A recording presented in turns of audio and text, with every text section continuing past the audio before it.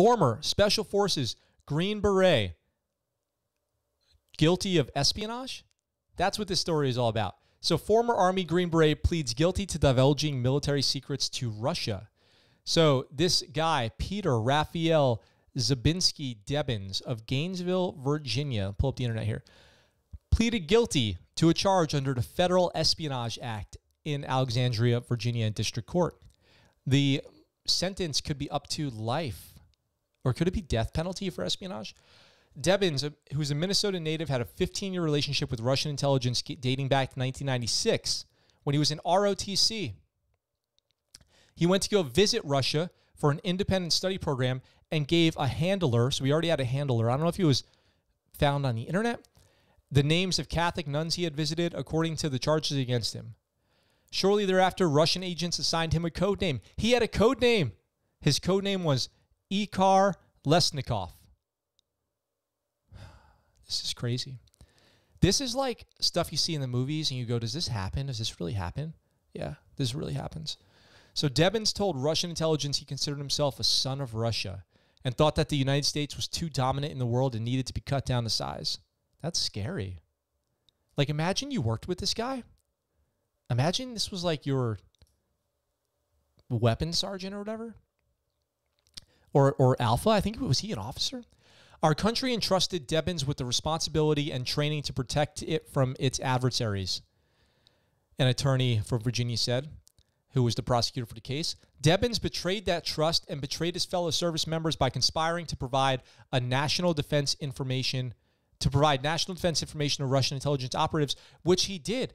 NPR reports that he provided the names of his colleagues who were evaluated by Russia for intelligence uses. He was providing the names of other SF guys, Green Berets, to Russia to see if Russia could weaponize them and make them agents of Russia. Wow. So he was an officer. He joined the Army as an active duty officer in 1998 and served through 2005. The last 2 years of his career was as an SF officer. Their career path his Russian handlers encouraged. They wanted him to go Special Forces so he would have better access to higher levels of training, capabilities, and intelligence. He was discharged and lost his security clearance after violating protocols while on assignment in Azerbaijan. Azerbaijan, I pulled up on the map over here if you were wondering, very cool country, just to the north of the Iranian border, sitting on the Caspian Sea. So while there, he was talking to his handlers, and he brought his wife with him to the country and allowed her to use a government-issued cell phone. As a civilian, so after the Army, where he was already like lost his security clearance and was discharged. As a civilian, he later worked for military contractors in counterintelligence roles, including as a Russian linguist. That means he had access to people who were working against Russia. He was the guy translating Russian to English to help Americans, which means he could have lied about what he was translating or had access to tons of other intelligence reports. The indictment alleges he provided information and the names of his fellow SF members while he was on assignment in Azerbaijan and Georgia. Debbins admitted that the agents used the information to evaluate whether other SF officers could be persuaded to cooperate with Russia, and that he identified one individual in particular he believed might be receptive. Wow. What a piece of work. What a piece of work. Debbins' mother was born in the Soviet Union, and Debbins met his wife in the Russian city of Chelyabinsk. I don't know exactly where that is. They were married in 1997. In a handwritten confession filed in court, Debbins wrote that in 1997, he gave Russian intelligence officials a signed statement saying, "I want to serve Russia." That's before he was even in the Army. He was in ROTC.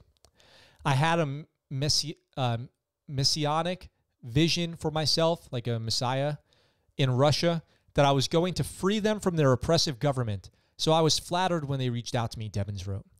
In a statement of facts issued on Wednesday, Debbins admitted that he held pro-Russian and anti-American political views. Debbins received payments for this information.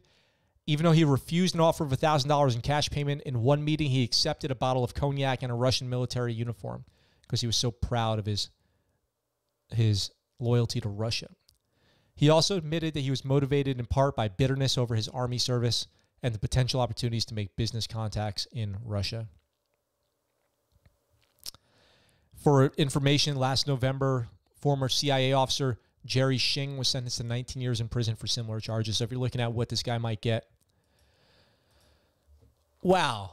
I mean, the fact that there are people getting prosecuted and admitting guilt for these types of things should tell us that there's an active effort by other countries to infiltrate our intelligence. And if you've ever been in the military, if you've ever held a security clearance or worked in a government job, you do all that counter intel training, the things that are warning signs that you might be getting targeted by operatives from other nations. People are going to try to work you over, fishing for information, pretending to be your buddy, offering you gifts and money.